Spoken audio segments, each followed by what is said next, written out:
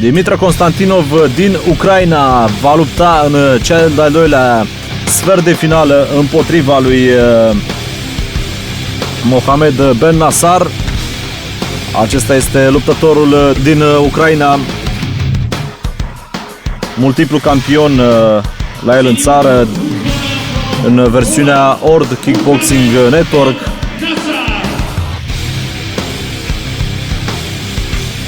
Adversarul său vine din Olanda, este de origine marocană, este vorba despre Mohamed Ben Nasar, antrenat la Mike's Gym, acolo unde se mai pregătesc Badr Hari și Melvin Manhoff.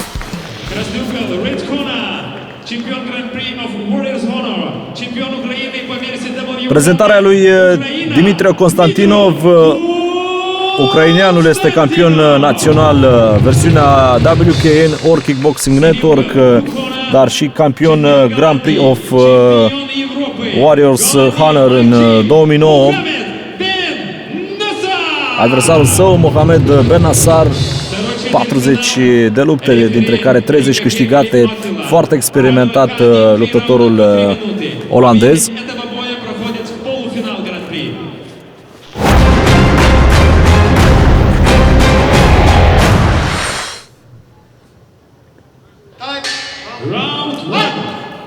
Începe prima repriză. Mohamed Ben Nasar, short galben, de partea cealaltă Constantinov în short albastru.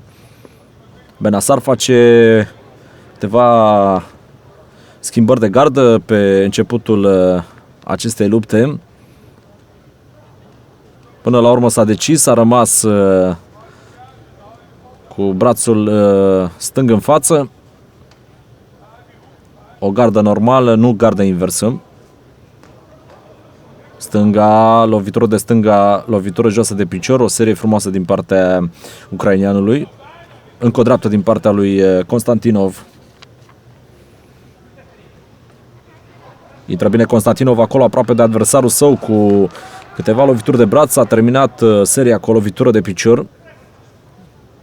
Constantinov pune stăpânire pe centrul ringului și pune presiune pe adversarul său. Încearcă și Mohamed Ben Nasar câteva lovituri de picior. Bun, această stângă trimisă de Constantinov. Încă un croșet de stânga din partea ucraineanului. Clar o tehnică mult mai bună pentru luptătorul din Ucraina, cel puțin din ce am văzut până în acest moment. Mohamed Ben Nasar preferă să rămână la distanță, să trimită aceste lovituri de picior. Încearcă și el două lovituri de braț, nicio șansă de reușită.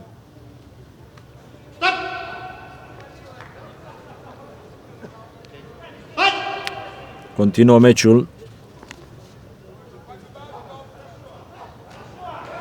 Bună seria, frumos a punctat acolo ucraineanul.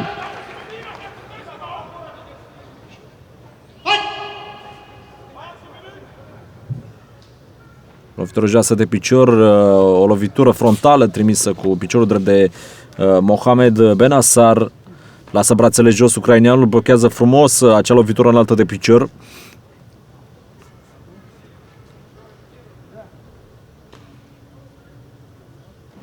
Bun, aceste lovituri înalte, din păcate pentru Mohamed Ben Nasar le-a ratat, prins acum în colțile ringului de adversarul său. A scăpat repede olandezul, care continuă să pună și el presiune acum pe luptătorul ucrainean. Preferă loviturile de picior Mohamed Ben Nasar. Din nou a schimbat garda, acum îl vedem cu brațul drept în față pe luptătorul de origine marocană. Câteva lovituri frontale de picior, nicio problemă pentru Dimitri Constantinov. Se încheie prima repriză.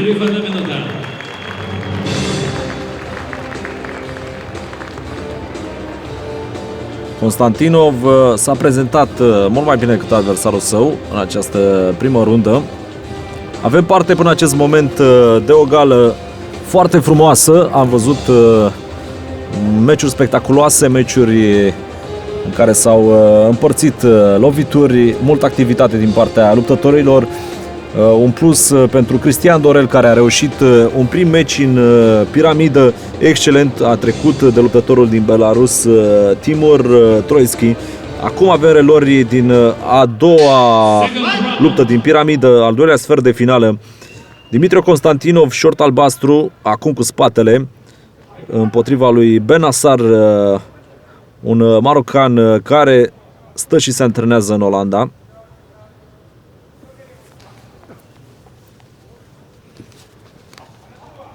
Bun, această lovitură joasă de picior. Intră fiecare low kick pe care îl trimite Dimitrie Constantinov.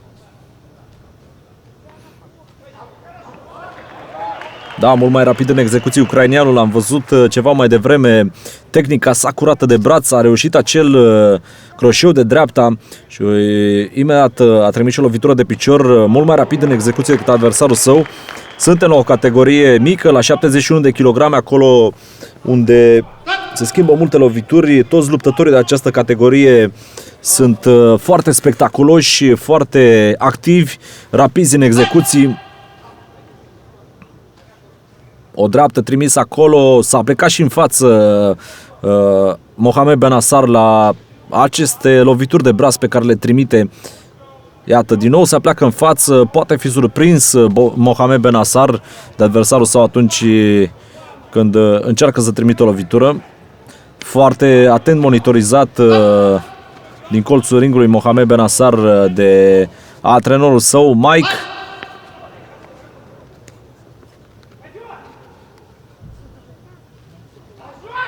Bine, ce punctează acum cu aceste lovituri de braț Dimitrio Constantinov. Am văzut câteva directe de dreapta excelente din partea luptătorului din Ucraina. L-a prins pentru un moment acolo în colțul ringului pe Mohamed Benassar, a scăpat olandezul. Iată, trimite și el o stângă, a pus toată forța pe acea lovitură Mohamed Benassar.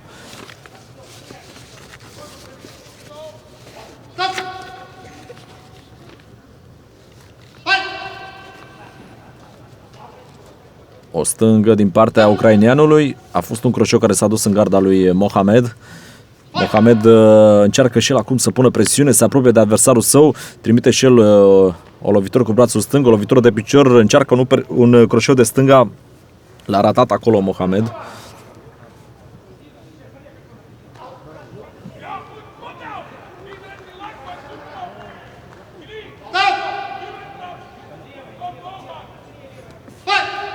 Momente bune și pentru luptătorul olandez, care pune presiune pe adversarul său.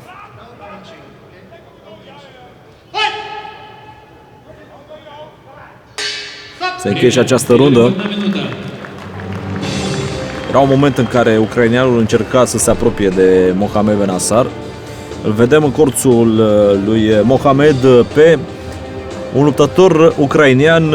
Este vorba despre Serghei Lașcenko, un luptător care a surprins în circuitul K1, a surprins plăcut, a reușit să câștige câteva meciuri în fața unor adversari cu nume.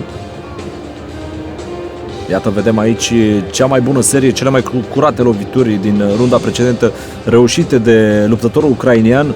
Era momentul în care putea să pună ceva mai multă presiune pe adversarul său și să încerce să-l ducă la podea pe Mohamed Benassar. A început a treia repriză și ultima a luptei dintre cei doi.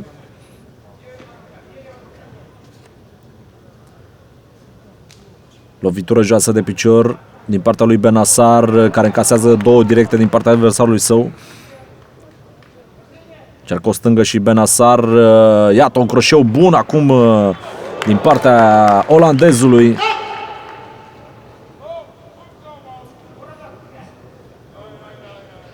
Advertizat Mohamed Benassar. O dreaptă trimisă de Benassar.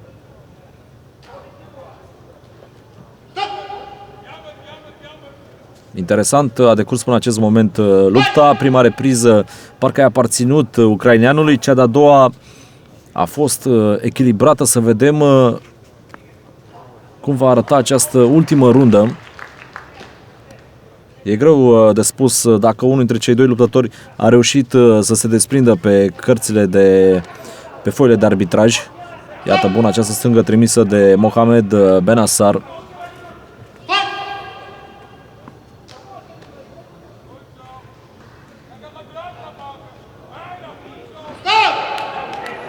Pus la podea acum ucraineanul, o proiectare din partea lui Benassar.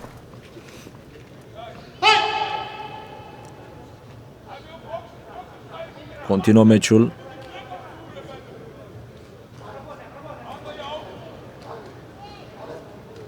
Bune aceste serii de brațe care se încheie cu o lovitură de picior din partea lui Mohamed Benassar. Și să nu uităm, nu este singurul luptător de la Mike's Gym din această piramidă. Îl vom vedea și pe slovacul Egon Raci, care va lupta în ultimul sfert de finală al piramidei. Să vedem dacă Mohamed Benassar va reuși să treacă de luptătorul ucrainean. Bună această lovitură joasă de picior. Încă o lovitură joasă de picior din partea lui Constantinov. Ratează acolo câteva lovituri de braț Mohamed Benassar. Constantinov cu o lovitură frumoasă de ciocan, o lovitură cu pumnul din întoarcere. L-a surprins pe adversarul său.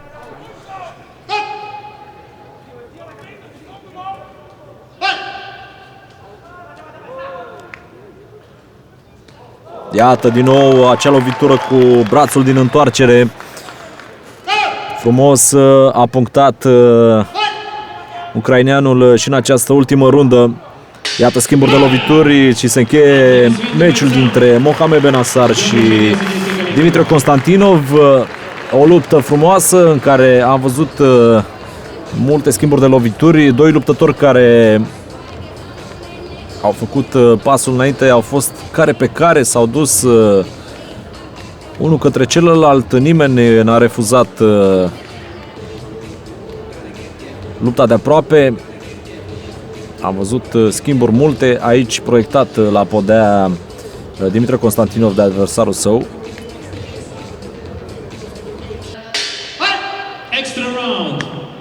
Cele din urmă, arbitrii judecători au decis că meciul este egal după primele 3 runde și avem parte de un extra round în meciul dintre Dimitre Constantinov și Mohamed Benassar. Încă 3 minute în care tot ce s-a întâmplat până în acest moment se șterge. O iau de la capăt cei doi luptători. Nu mai contează ce a fost în primele 3 reprize. Totul se definitivează în aceste ultime 3 minute. Mohamed Benassar încearcă să se apropie de adversarul său, avertizat și el acum de arbitrul de ring. Lovitură înaltă de picior. Face pasul înapoi Mohamed Benassar, îl așteaptă pe Constantinov. Bună această stângă la corp trimisă de ucrainean.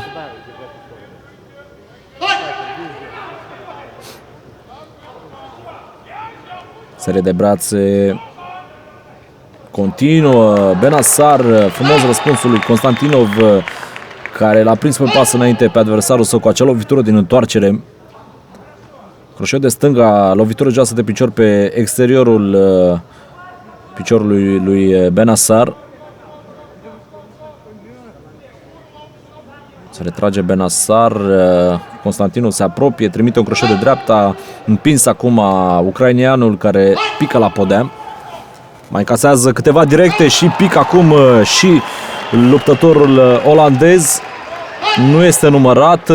Am văzut câteva lovituri acolo din partea ucraineanului. Poate n-au fost foarte puternice, dar totuși a picat la podea Mohamed Benassar. Pune presiune Constantinov pe adversarul său. O stângă la figură și o dreaptă la corp trimisă de Constantinov.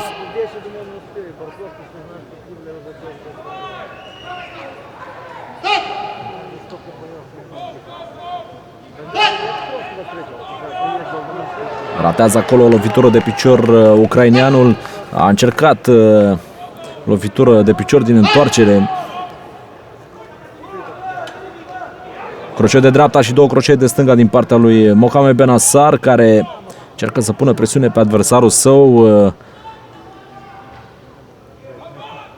Destul de greu pentru olandez, care parcă și-a mai revenit pe finalul rundei. A început ceva mai greu olandezul, a avut probleme în startul acestui extra round. Iată-l pe final și a mai revenit, a trimis și el câteva lovituri. A fost această ultimă serie de final în care și-a surprins adversarul. O dreaptă din scurt, a încercat și o lovitură de genunchi, împins la podea aici luptătorul ucrainean. Să vedem momentul în care a picat Bennassar. Într-adevăr, Bennassar a și alunecat aici, dar a și încasat 2 lovituri din partea adversarului său. Așteptăm decizia judecătorilor.